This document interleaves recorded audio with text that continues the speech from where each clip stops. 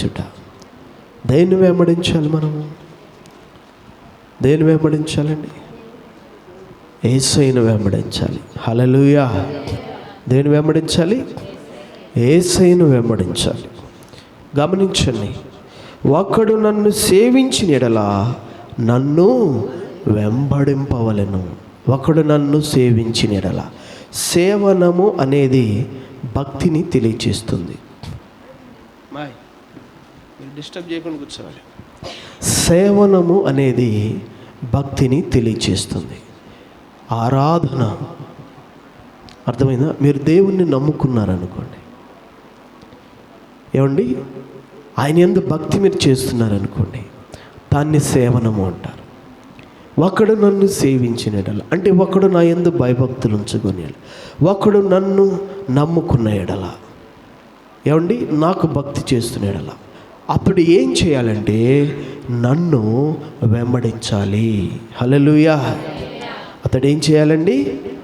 నన్ను వెంబడించాలి. ప్రియులారా, వెంబడించుట శ్రేష్టమైనది. దేవుణ్ణి వెంబడించటం శ్రేష్టమైనది.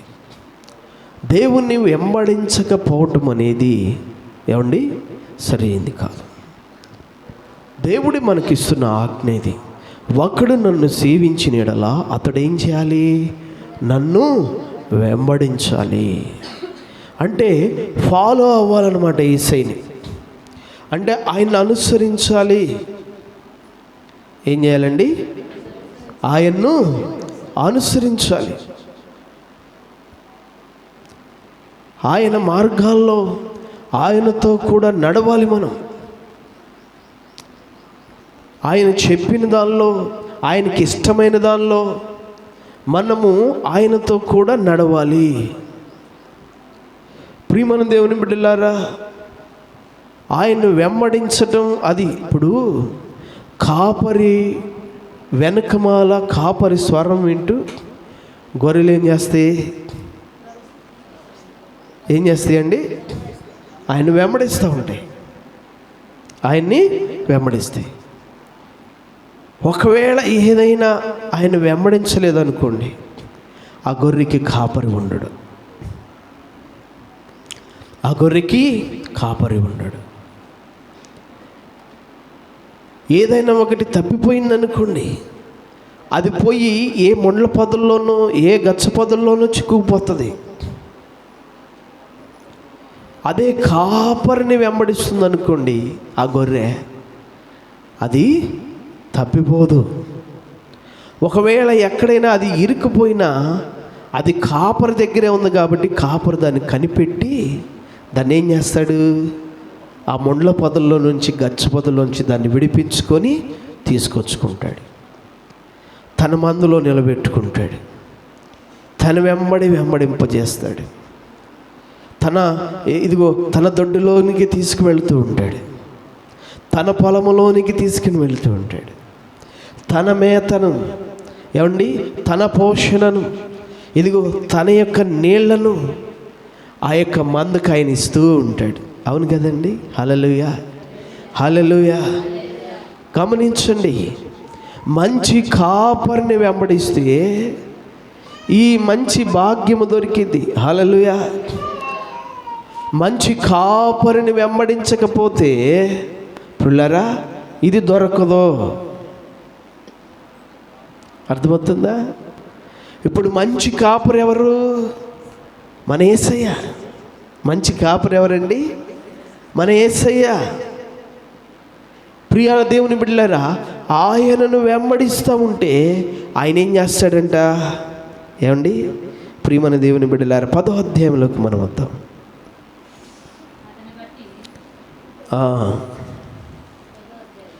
10వ అధ్యాయం యోహాను సువార్త 10 నాయన 4.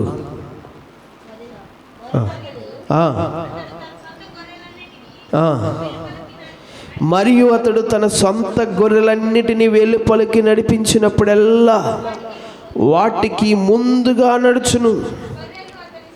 గొర్రెలు అతని స్వరం ఎరుగును గనుక అవి అతన్ని వెంబడించును. 5వ వచనం, అన్యుల స్వరం అవి ఎరుగవు గనుక అన్నిని ఎంత మాత్రము వెంబడింపక వాని యొద్ద నుండి పారిపోవునని మీతో నిశ్చయముగా చెప్పుచున్నాను. 27వ వచనం, నా గొర్రెలు నా స్వరము వినును, నేను వాటిని ఎరుగుదును, అవి నన్ను వెంబడించును. 12వ అధ్యాయం 26 ఇందాక మనం చదువుకున్నాం కదా. గమనించండి ప్రియమైన దేవుని బిడ్డలారా, ఇక్కడ ఏమంటున్నాడు? ఆయన స్వరం వింటి ఆయన వెంబడిస్తాడు, వాటికి ముందు ఆయన నడుస్తూ ఉంటాడు. గొర్రెలు ఎప్పుడైనా మన పక్కకి వెళ్ళి వాటి మందకి వెళ్ళి మనం పిలిస్తే వస్తాయా? పొట్టుకున్న దొరుకుతాయా? మనల్ని చూస్తే నడిపడిపోతూ ఉంటాయి. అదే వాళ్ళ కాపరి మాత్రం ముందు వెళ్తున్నాడు అనుకోండి, ఎన్ని ఇది వచ్చినా కానీ తోసుకుంటానే ఆయన మలే పడిపోతాయి. ఇంక వేరే వాడి స్వరాన్ని వింటాయి, వేరే వాడి దగ్గరికి వెళ్తాయా? వెళ్ళో. గమనించండి, అది మంచి గొర్రెకు ఉండేటువంటి లక్షణం. పనికిమాలిన గొర్రె ఉంటుంది ఏమండి, అది అసలు వినదు. గమనించండి ప్రియమైన దేవుని బిడ్డలారా, ఆ కాపరి స్వరాన్ని అవి వినవు. యేసయ్యను వెంబడించవండి. ఎందుకంటే కొంతమంది గొర్రెతోలు కప్పుకున్న వాళ్ళు ఉంటారంట. ఏం కప్పుకున్న వాళ్ళండి? గొర్రెతోలు కప్పుకున్నవాళ్ళు. గొర్రెతోలు కప్పుకోవటం ఏంటి అని అడగొచ్చు మీరు.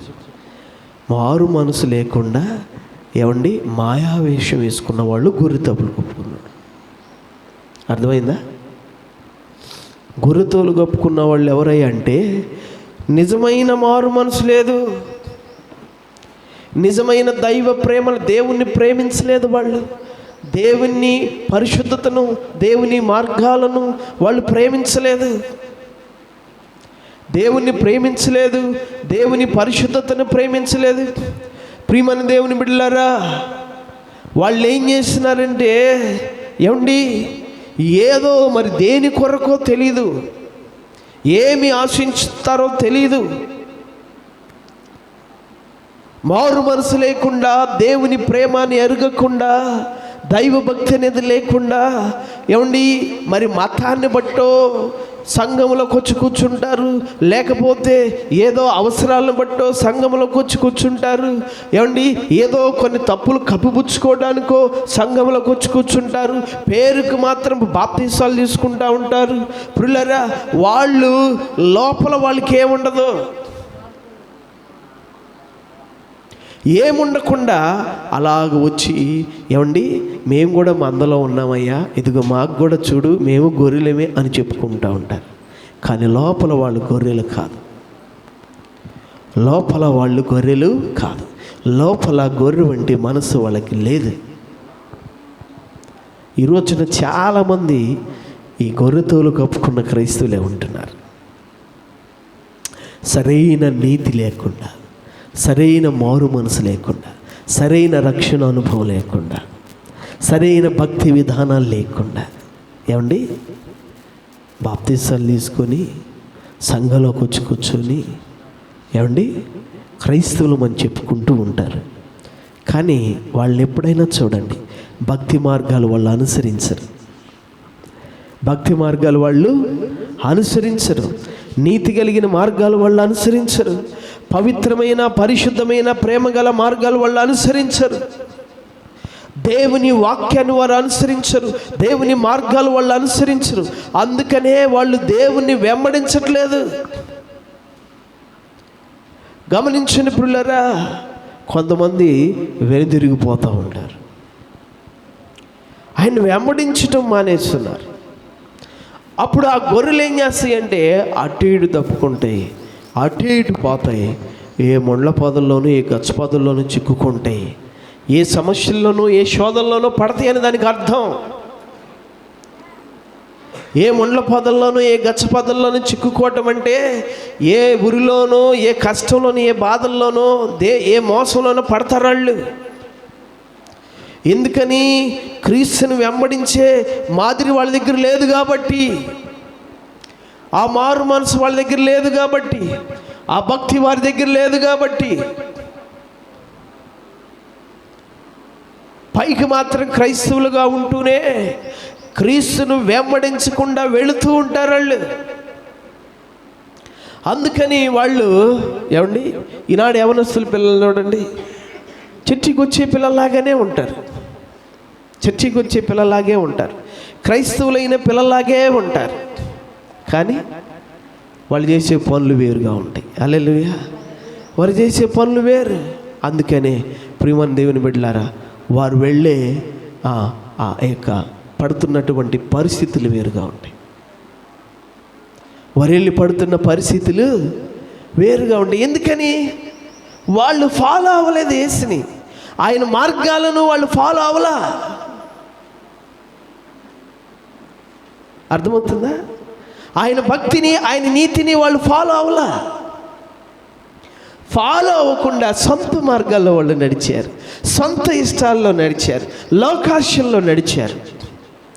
అందుకనే యేసుని వెంబడించకుండా వాళ్ళు వెళ్ళారు కాబట్టి వాళ్ళు పోయి గచ్చు పొదల్లో చిక్కబడతారు, వాళ్ళు పోయి ముళ్ళ పొదల్లో చిక్కబడతారు.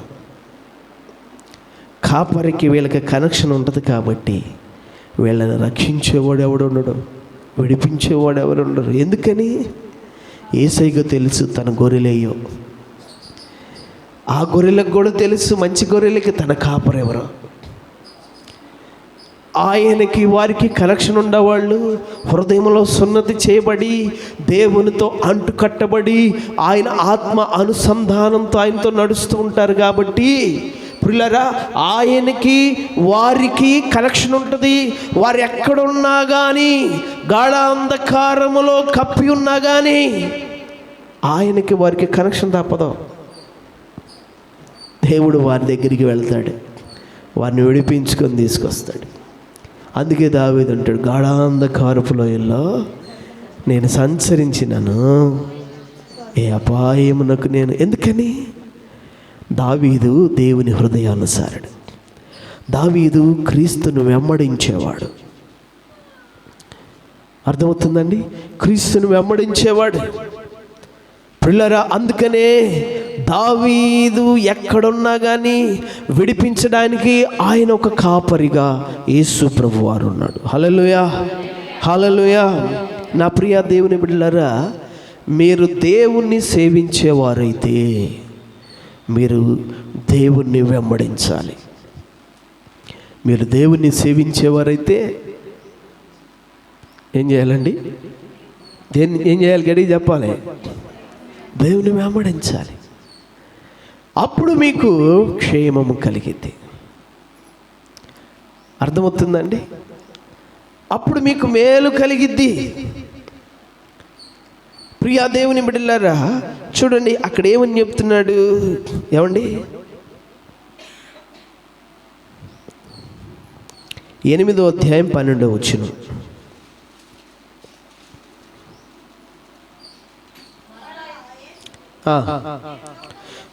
నేను లోకమునకు వెలుగును, నన్ను వెంబడించువాడు చీకటిలో నడవక జీవపు వెలుగు కలిగి ఉండునని వారితో చెప్పాను.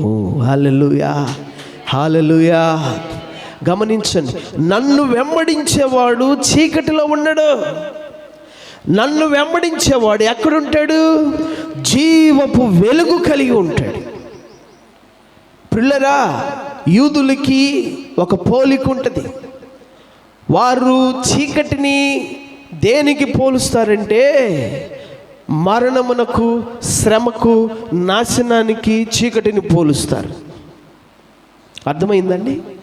వెలుగును దేనికి పోలిస్తారంటే పిల్లరా, అది ఘనతకును, ఆశీర్వాదమునకును, తేజరిల్లే ఉన్నత స్థలానికి పోలుస్తారు. అర్థమైందా?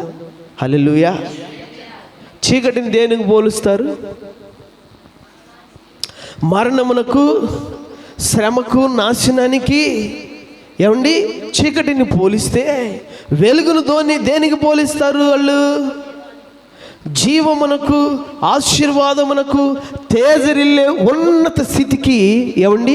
జ్ఞాన వివేకములు కలిగిన గొప్ప స్థానానికి, అధికమైన అధిరోహించే ఉన్నత స్థానాలకి వెలుగును ఏమండి పోలుస్తూ ఉంటారు.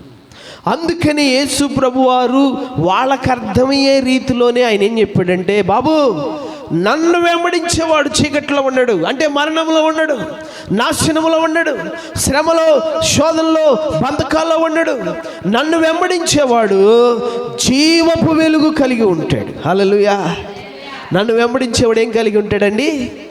ఆశీర్వాదమును కలిగి ఉంటాడు, క్షేమమును కలిగి ఉంటాడు, ఉన్నత స్థితిలో, ఉన్నతమైన స్థానములో మహిమకరంగా వెలుగుతూ ఉంటాడు. వాడి దగ్గర మరణం ఉండదు, వాడి దగ్గర శాపం ఉండదు, వాడి దగ్గర నాశనం కనబడదు. ఎందుకంటే జీవపు వెలుగు వానిలో ఉంది. హల్లెలూయా. ప్రియమైన దేవుని బిడ్డలారా, మీరు క్రీస్తును వెంబడించే వారైతే ఇదిగో మీకు కలిగే ఫలం ఇదే. మీరు క్రీస్తును వెంబడించక లోకమును వెంబడించితే ప్రియులారా, ఆ మార్గము చీకటి. అర్థమైందా? ఆ మార్గము చీకటి. మీరు దేన్ని ఫాలో అవుతున్నారు? ఆలోచన. గొర్రెతోలు కప్పుకున్న తోడేలు వంటి మనిషివై దేన్ని ఫాలో అవుతున్నావో ఒకసారి ఆలోచించు. నువ్వు విశ్వాసివి కావు, నీకు మారు మనసు రక్షణ లేదు, నీకు నీతి, భక్తి, పవిత్రత, పరిశుద్ధత లేదు. పేరుకి ఏదో బాప్తీసం తీసుకొని ఏదో కులాన్ని బట్టో మతాన్ని బట్టో ఏమన్నా ఒక క్రైస్తవుడిగా చలామణి అవుతూ దేవుని వెంబడించకుండా నీ సొంత మార్గాల్లో నీకు నచ్చినట్టు లోకాన్ని వెంబడిస్తున్నా నీవు ఒకసారి పరిశీలన చేయాలి. అర్థమవుతుందా? ఎలా పడితే అలాగ నడిచేది ఏమండి దారి కాదు, భక్తి కాదది. దేవుణ్ణి వెంబడించే విషయంలో బహు జాగ్రత్తగా ఉండాలి. యేసయ్య ఖచ్చితంగా చెప్పాడు, ఒకడు నన్ను సేవించినలా అతడు నన్ను వెంబడించాలి. నన్ను వెంబడిస్తే వాడు చీకటిలో ఉన్నాడు, నన్ను వెంబడిస్తే వాడు జీవపు వెలుగు కలిగి ఉంటాడు. హల్లెలూయా, హల్లెలూయా. నా ప్రియులారా, వెలుగు నీకు కావాలి అంటే, జీవపు వెలుగులో నీవు ఉండాలి అంటే నీవు క్రీస్తును ఫాలో అవ్వాలి. హల్లెలూయా. నువ్వేం చేయాలండి? ఇప్పటికైనా నీ లోపల తోడేలు స్వభావాన్ని చంపేసి, ఏమండి, నీవు తోడేలుగా ఉన్న నీవు గొర్రెగా రూపాంతరం చెందాలి. హల్లెలూయా. బొచ్చు పురుగు, గొంగళి పురుగు సీతాకోక చిలుకగా మారినట్లు తోడేలుగా ఉన్న నీవు గొర్రెగా రూపాంతరం చెందాలి. మీ మనసు మారి నూతనమవ్వాలి. హల్లెలూయా, హల్లెలూయా. మీ మనసు మారి ఏమవ్వాలండి? నూతనమవ్వాలి. అది ఎలా అవుతుంది? పరిశుద్ధాత్మ దేవుడు దాన్ని అలా మారుస్తాడు. ఎప్పుడు? నీ పాపం విషయమై నువ్వు పశ్చాత్తపడి దేవుని నీ సొంత రక్షకునిగా నువ్వు అంగీకరించినప్పుడు, నీ పాపముల విషయమై, నీ చెడు మార్గాల విషయమై నువ్వు పశ్చాత్తపడి దేవుణ్ణి నీ సొంత రక్షకునిగా అంగీకరించి ఆయన మార్గాలను ప్రేమించి ఆయన్ని అనుసరిస్తున్నప్పుడు ప్రియులారా, ఆయన రక్తము, ఆయన ఆత్మ, ఆయన వాక్యము, ఆయన సన్నిధి నిన్నేం చేస్తూ ఉండదంటే నూతన పరిస్థితి అన్నమాట. హల్లెలూయా. తోడేళ్ళ నుండి గొర్రెగా అది మార్చింది. అర్థమవుతుందా? ప్రియమైన దేవుని బిడ్డలారా, అప్పుడు నీవు మంచి గొర్రె అవుతావు. అప్పుడు క్రీస్తును వెంబడిస్తావు. నువ్వు అప్పుడు ఆయన వెంబడిస్తూ ఉంటుంటే ఆయన వెలుగు నీపై ఉంటుంది. హల్లెలూయా, హల్లెలూయా. దావీదంట గొర్రెలను వెంబడించేవాడంట. దేవుడు దాన్ని మాన్పించి ఇప్పుడు ఏం చేశాడండి? హల్లెలూయా. ఎప్పుడైతే దావీదు దేవుని వెంబడించడం ప్రారంభించాడో, నా ప్రియమైన దేవుని బిడ్డలారా, అతన్ని దేవుడు ఏం చేశాడంటే, ఏమండి, గొర్రెలు కాచుకునే గొర్రెల్ని వెంబడించేవాడిని తీసుకుని వచ్చి సింహాసనం ఎక్కించాడు. హల్లెలూయా. ఎక్కడ ఎక్కించాడండి? జీవపు వెలుగు కలిగి ఉంటాడంటే అదే మరి. హల్లెలూయా. రాజు అయ్యాడు. గొర్రెలు కాచుకునేవాడు అక్కడ, రాజు ఎక్కడ?